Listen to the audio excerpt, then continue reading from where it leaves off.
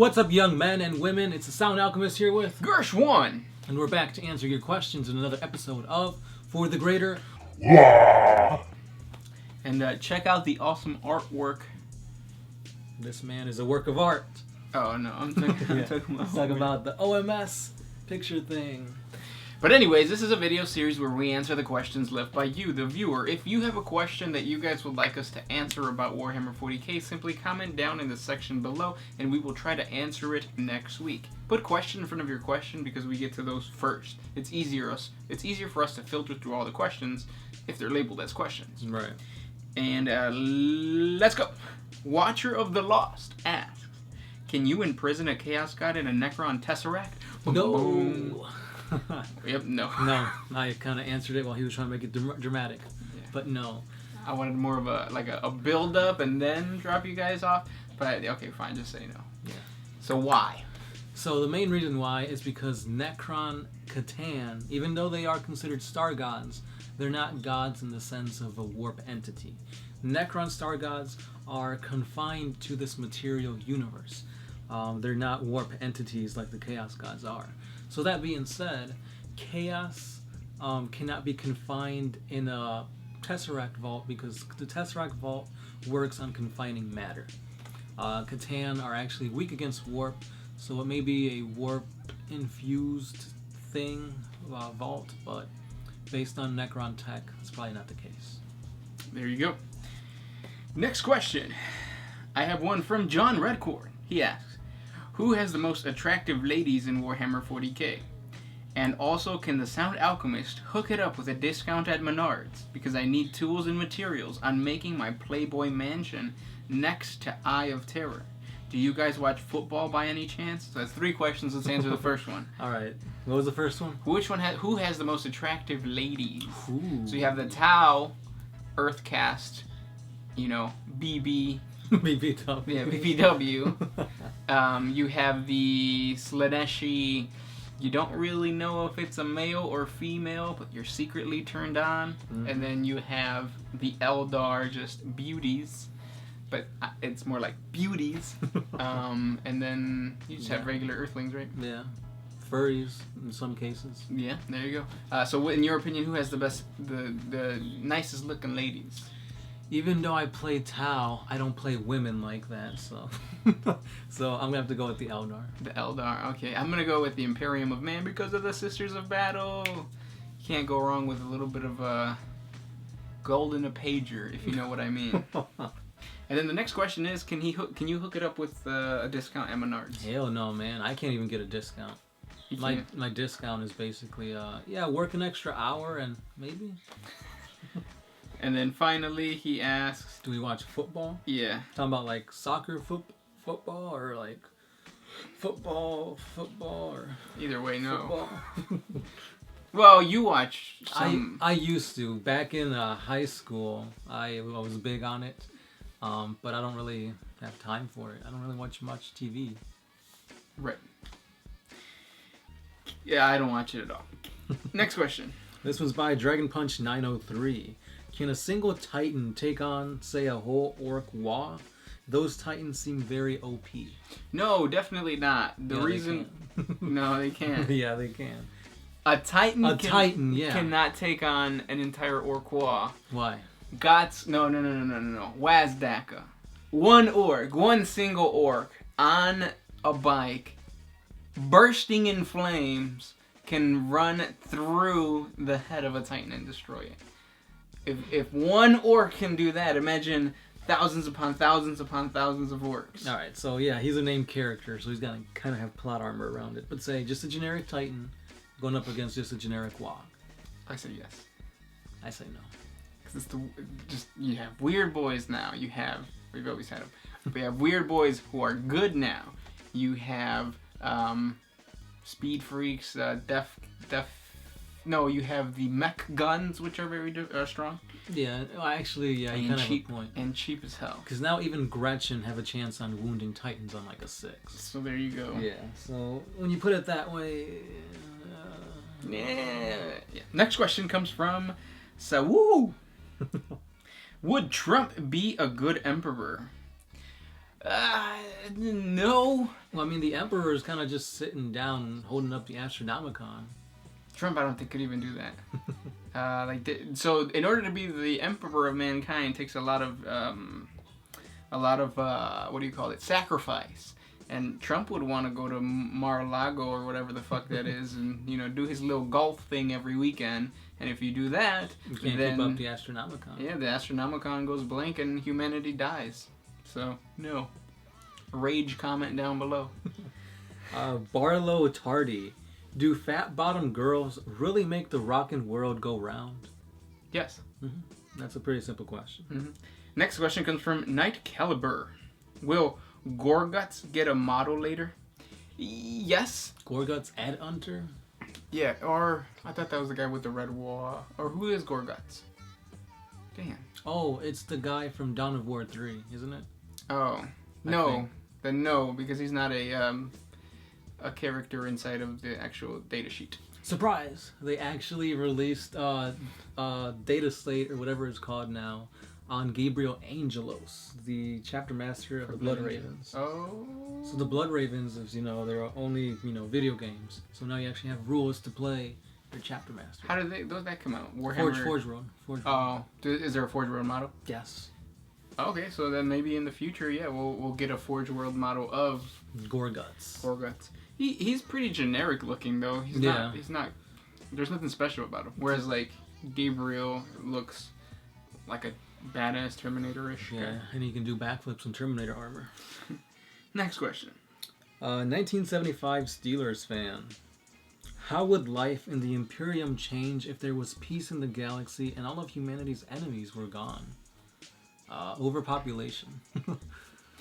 No, so I think the table would be tipped to either Nurgle or Tzeentch, or even Slaanesh. Well, either way, Khorne would get a lot weaker because nobody would really be fighting with each other.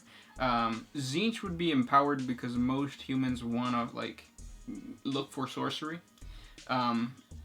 Nurgle would be empowered because more population means more opportunity to infest, to spread.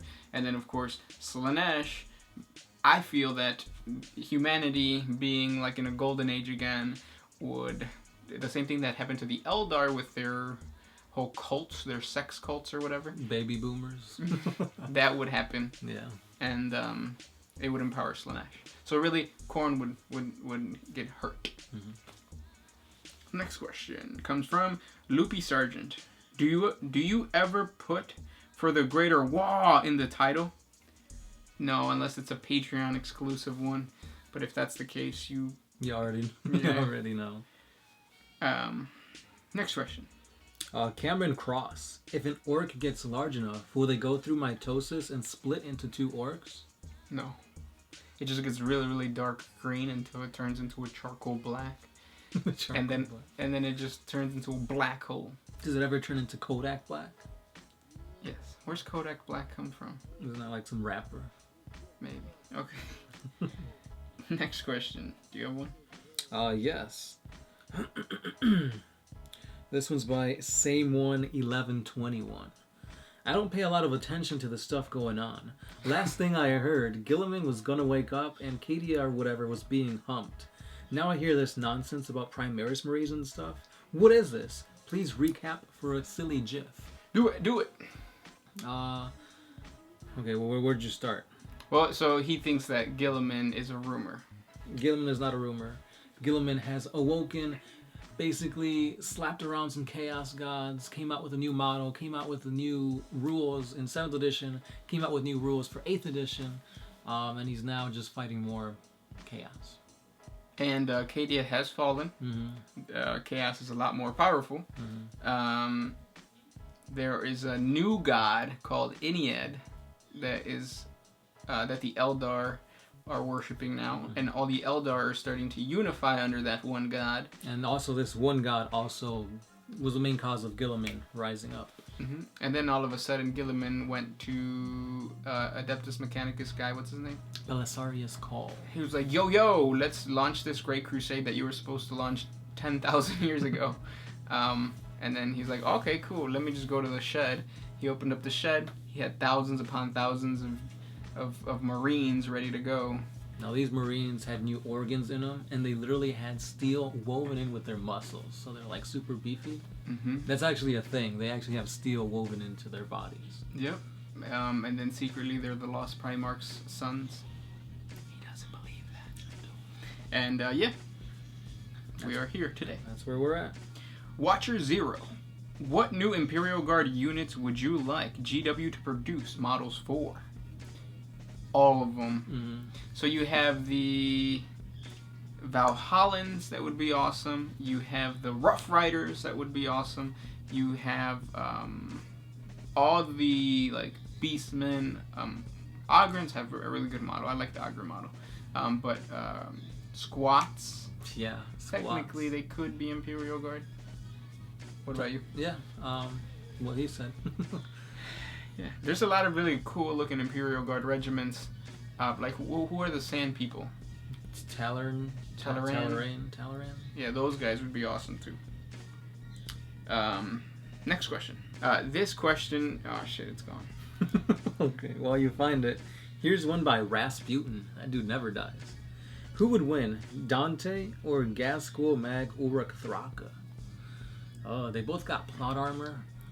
But Dante's really old, so I feel like his time's coming to an end. So I'm going to have to give it up to the homie Gaskell. Thank you. That would be an excellent opportunity for GW to put out a new model for Gaskell. Mm-hmm. But then again, Gaskell is not fighting anywhere near the Blood Angels. He is fighting the Tyranids. But the Tyranids are also fighting the Blood Angels. Different part of the galaxy, but I just wanted to throw that out there for some reason. Gaskell can somehow warp jump to the Blood Angels, kind of like Jon Snow did to Daenerys.